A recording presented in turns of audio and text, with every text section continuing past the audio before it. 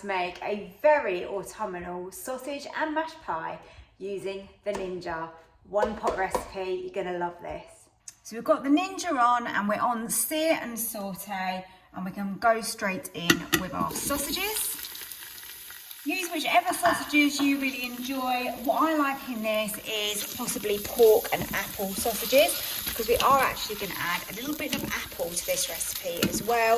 If you've got ones from the butchers like me here, then use those ones, use whatever you like. We're literally just going to brown these on all the sides. Of course, you could cook these in whole if you prefer, but I just think in a mashed pie, you kind of want like a little piece of everything in every sort of portion that you serve up. Into those, we're going to pop our apple. You can use 1 or 2 apples, and I've just diced it up. It's such a wet and blustery day outside. I'm actually really glad to be cosy inside, cooking up this lovely dinner. So what we're looking for is a little bit of caramelisation on those apples. So it's probably going to need a good 5 minutes, I would say, on this sear and saute setting. If you don't have a Ninja, of course, you could actually make this on the hob and then you can cook it in the oven. It's going to work exactly the same. So what you want to do now is remove these from the pan, add the leeks into the pan, and we now want to soften these. Don't worry about what's caught in the bottom here, because we will actually be deglazing the pan, and this is all good flavour on the bottom.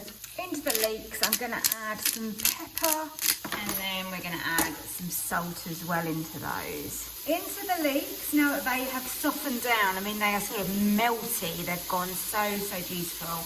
We need 4 tablespoons of plain flour. Use gluten-free if you need to, if not regular.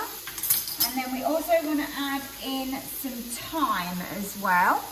Or if you haven't got thyme, some mixed herbs will do the job. And this is what is going to thicken our sauce that we're making. And now what we're adding in is a cup of red wine, and I've got some beef stock, just one of those stock cubes, and I've dissolved that into the red wine, and now we're going to pour that in. And we need to mix that again. You can see some of that stock hasn't quite dissolved, but that's fine. It's going to dissolve while we're in here. Smells absolutely gorgeous with the really rich beef stock and that red wine. Also, by leaving this to just simmer away, we're going to be burning off the alcohol, but just leaving behind that beautiful flavour. I've added a tiny splash of boiling water, and that has just helped me to deglaze that pan, which is what we want to do because that's got loads of flavour on the bottom there. And that has loosened that up slightly because it was a little bit too thick. Now we can add back in our sausages and our apple that we cooked a moment ago. Now this is completely optional, but I like to add a little bit of mustard. So 1 or 2 teaspoons is good. I'm using Dijon, but English mustard, whatever you've got would work. Whole grain. So I've sort of gone 1.5-ish there. I've got that now to a consistency that I'm really happy with, so just add water as needed. Now you've got a couple of choices here with making the mashed potato topping. Here's one I made earlier. So this was made using the Ninja.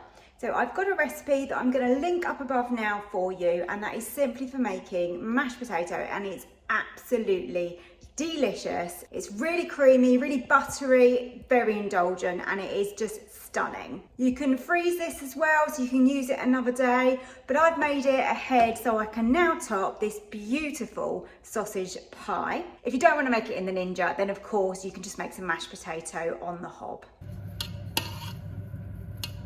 Now that this is ready, I'm going to pop it into the Ninja, close the lid, and then we're going to put that onto the bake setting, and I'm going to bake that for 20 minutes. It's all cooked, it just needs to be warmed through fully.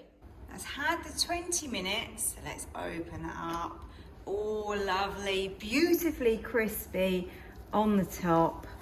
Let's dive in and have a look. Look at that. Absolutely beautiful. It's steaming, it's lovely and hot. That potato has got a gorgeous crust on it. And I'm going to serve that with some peas.